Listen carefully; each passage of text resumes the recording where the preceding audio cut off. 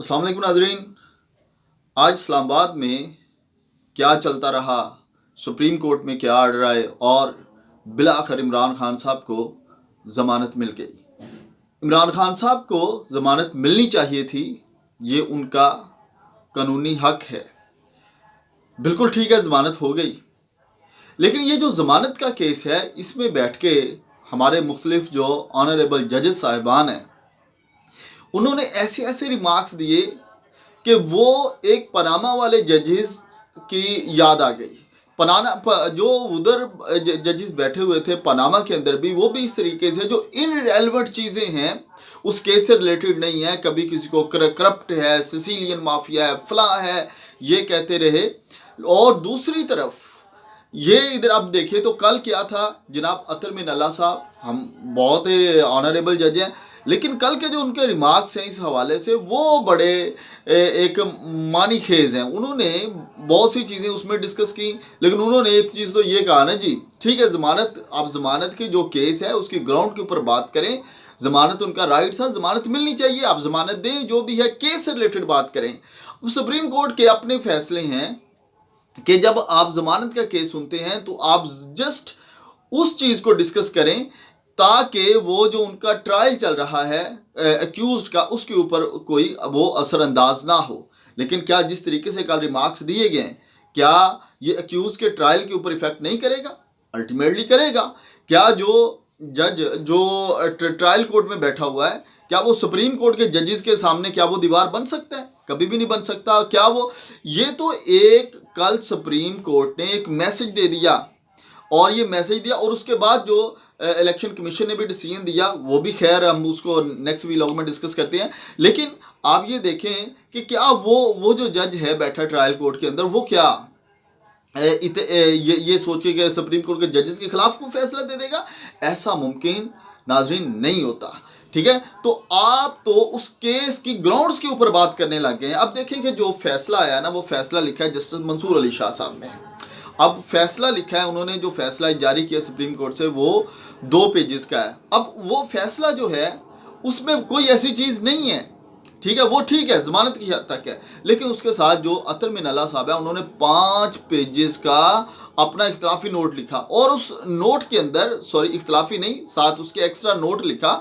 उस नोट के अंदर उन्होंने किया क्या है, जनाब हुसैन शहीद सोहरवर्दी से लेके जुल्फ़िकार अली भुट्टो से कभी डिस्कस किया, कभी हुसैन शहीद सोहरवर्दी को डिस्कस किया, कभी फिर ये कहा जी कि इस तरीके से जो वज़राए आज़म हैं उनको बार बार निकाला जाता है।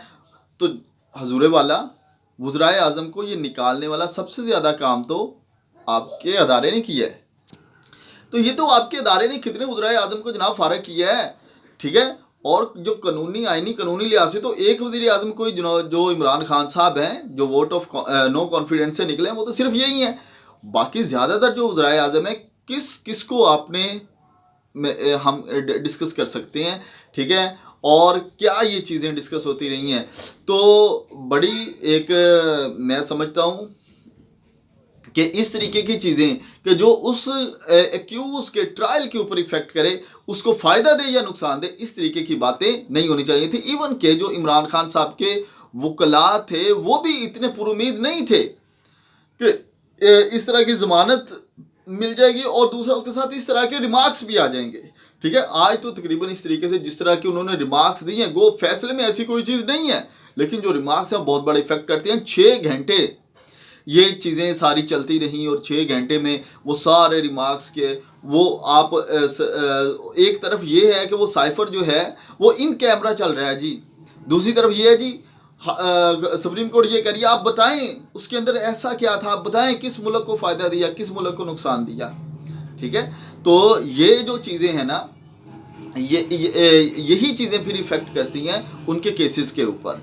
तो बिल्कुल ठीक है, आप फैसले दें, जो मर्जी दें, बैठें, और उस दिन की पिटीशन उसी दिन आप सुन लें, जो भी है।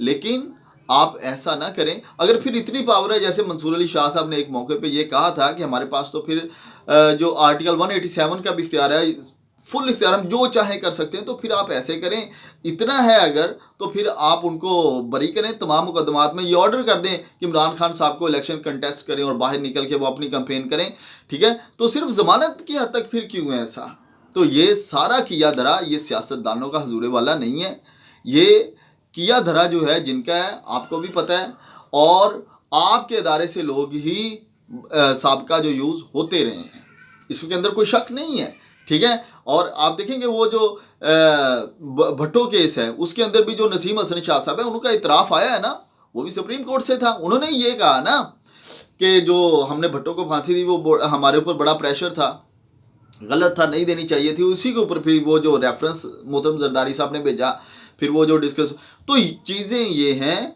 कि आपके अदारे में भी ऐसा है, लेकिन अगर आपने इस वक्त ये ठाननी है कि सियासतदान तो जो प्रीवियस 2018 के अंदर जो जैसा क्या उस वक्त ये सारी चीज़ें इलेक्शन मैनेज नहीं हो रहे थे, सारी चीज़ें वैसे ही चल रही थी, ठीक है। ऐसा भी आजकल हाँ करैक्टर बदल गए हैं, करैक्टर बदल गए हैं। जिस तरह का 2018 का इलेक्शन था तकरीबन वो यही यहाँ पर भी ऐसा ही हो रहा है। तो ये चीज़ें जो हैं ये हमारे लिए अच्छी नहीं है, हमारे मुल्क के लिए अच्छी नहीं है। तो मैं ये समझता हूँ कि जब एक पटिशन आई है तो उस पटिशन को उसके क्राइटेरिया में देखना चाहिए, जो उससे रिलेटेड है चीज़ें आप उसको करें, बिल्कुल रिलीफ दें, जो भी एक यूज़ का हक है जिसको पटिशनर है जितना उसका बनता है राइट आइन और कानून के मुताबिक दिया जाए। लेकिन ये एक्स्ट्रा ऑर्डनली उसमें इतना ओवर जाके ये भी एक बात मुनासिब नहीं है, इसके ऊपर भी हमें गौर करना चाहिए। थैंक यू, अल्लाह हाफिज़।